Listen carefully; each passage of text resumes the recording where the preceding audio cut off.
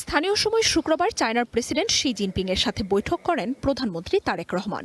চলতি বছরে বিশ্বের বিভিন্ন দেশের নেতাদের বেইজিং সফরের ধারাবাহিকতায় এটি সবশেষ সংযোজন। ব্রিটিশ গণমাধ্যম গার্ডিয়ানের প্রতিবেদন বলছে, বৈশ্বিক প্রভাব ও অর্থনৈতিক সম্পর্ক আরও জোরদার এবং পশ্চিমা বিশ্বের পরিবর্তে বৈশ্বিক ক্ষমতার ভারসাম্য চায়নার পক্ষে আনতে কাজ করছেন প্রেসিডেন্ট জিনপিং। বাংলাদেশের প্রধানমন্ত্রীর সফরের মাত্র 2 সপ্তাহের কম সময়ে বেইজিংয়ে মিয়ানমারের প্রেসিডেন্ট নির্মাণে নাম্বার 1 শাহ সিমেন্ট ও সাবেক জান্তা প্রধান মিন অং লাইনের সাথে সাক্ষাৎ করেছেন চায়নার প্রেসিডেন্ট। পাতানো নির্বাচনে ক্ষমতা গ্রহণ করা এই নেতার সফরকে বেইজিংয়ের স্বীকৃতি ও সমর্থন হিসেবেই দেখা হচ্ছে। গণহত্যায় অভিযুক্ত এই নেতার সাথে বৈঠক বেইজিংয়ের অন্য কোনো দেশের অভ্যন্তরীণ বিষয় থেকে বিরত থাকার নীতি হিসেবে দেখছেন বিশ্লেষকরা।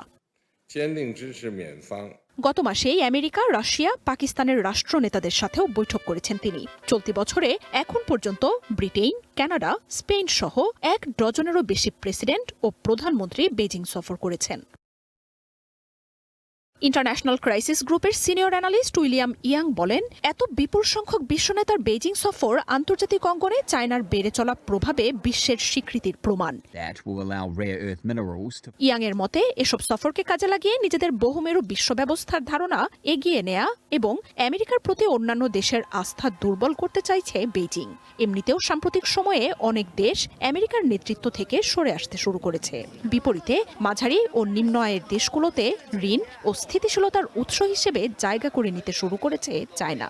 যদিও আন্তর্জাতিক সংকট সমাধানে এখনও দেশটির প্রভাব সীমিতই রয়েছে।